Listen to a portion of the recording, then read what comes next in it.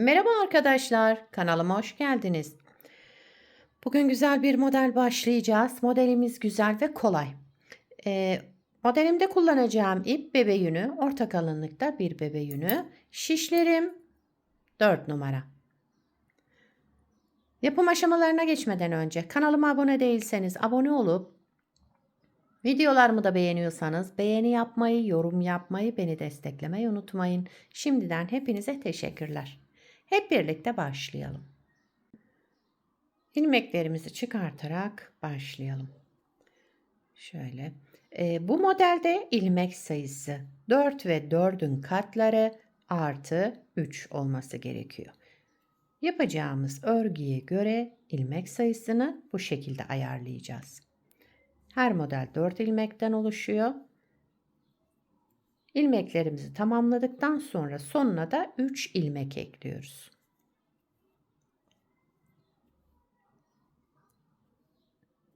Evet. 2, 4, 6, 8, 10, 12, 14, 15. 15 ilmekle modelimi kurmaya başlıyorum. Lastik yapmayacağım ben. Onun için şöyle bir sıra ters örüyorum. İlmeklerimi çıkardıktan sonra örgümün ön yüzüne geçmek için bir sıra ters örüyorum. Sıra sonuna kadar. Bir sıra zemin hazırlıyorum yani. Bu modele dahil değil. Lastik yapmadığım için bu işlemi yapıyorum. Lastik üzerine başlayacaksanız lastiğin ön yüzünde direkt modeli kurabilirsiniz.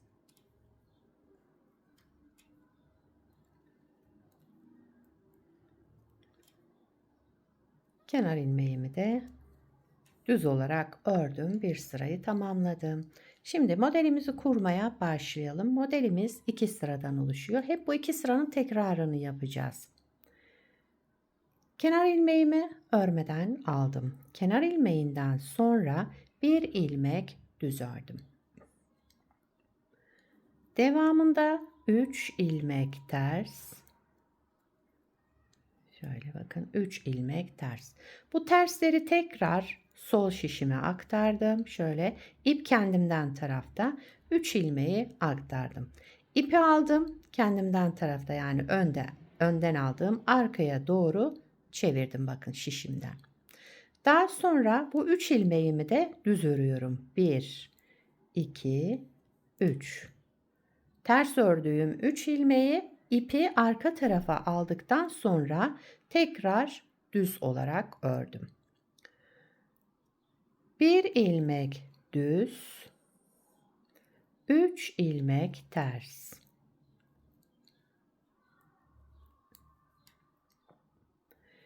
İp kendimden tarafta. Bu 3 ilmeği sol şişime aktardım.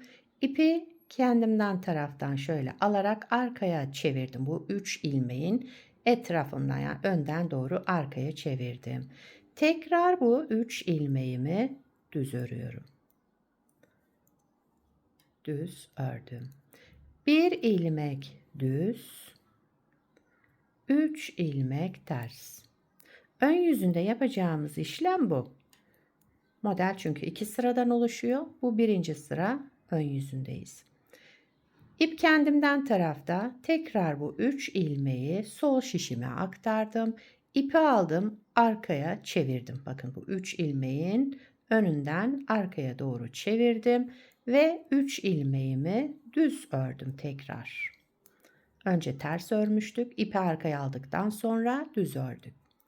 Sıra sonunda bir düz, daha sonra bir de kenar ilmeğimi düz örerek birinci sıramızı tamamladık.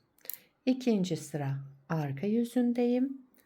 Kenar ilmeğimi örmeden aldım. Kenar ilmeğinden sonra bütün ilmeklerimi ters örüyorum. Model oldukça güzel ve kolay. Yani örgüye yeni başlayanlar bile bunu kolaylıkla yapabilirler. Güzel kabartmalı, gösterişli ve çabuk ilerleyen bir model. Evet. İkinci sıra arka yüzünde ilmeklerimi sıra sonuna kadar ters ördüm. Yani arka yüzünde hep ters öreceğiz. Modeli bir kez kurduk. Model böyle devam ediyor. Bakın.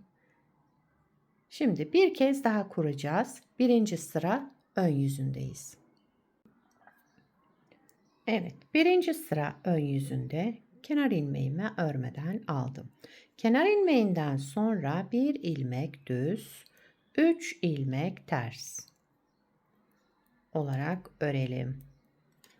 Bakın, bir düz, 3 ters ilmek ördüm. Şimdi ipi kendimden tarafa aldım. Bu 3 ters ilmeği tekrar sol şişime aktardım. İpi önden aldım. Bakın arkaya çevirdim buradan. Şişin önünden arkaya doğru aldım. Ve tekrar bu 3 ilmeği düz örüyorum. Önce ters örmüştüm. Şimdi ipi arka tarafa aldıktan sonra düz ördüm. Bir ilmek düz, 3 ilmek ters.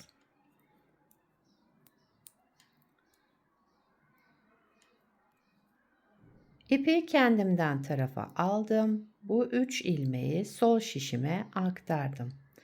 İpi aldım, ön taraftan çevirdim. Bakın şişin önünden arka tarafa aldım. Daha sonra 3 ilmeği düz ördüm. Tek tek. 3 düz. Buradaki düz olan ilmeğimi yine düz ördüm. Daha sonra 3 ters ilmek. Bu tersleri de tekrar sol şişime aktardım. İpimi ön taraftan aldım, arka tarafa çevirdim. Ve 3 ilmeğimi de düz ördüm. Sıra sonunda bir düz, daha sonra kenar ilmeğini örelim.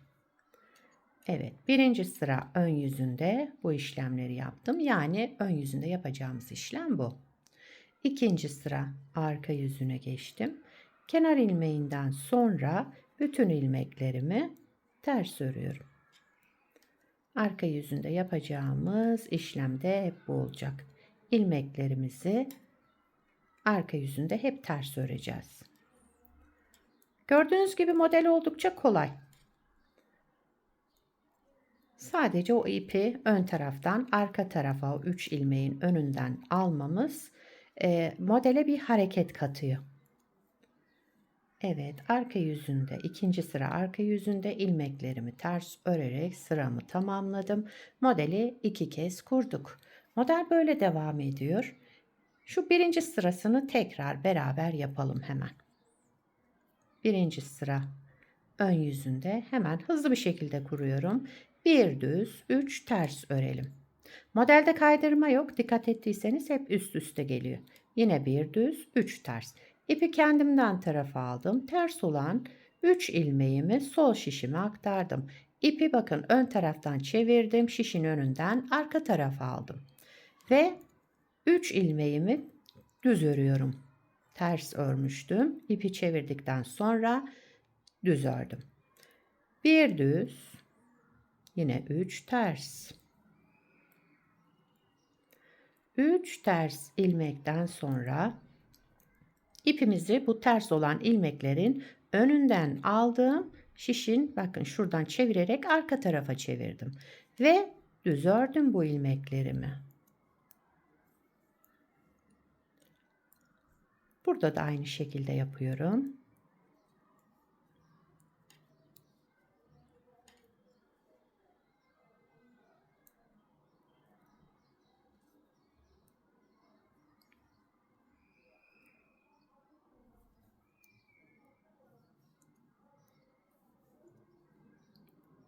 Evet.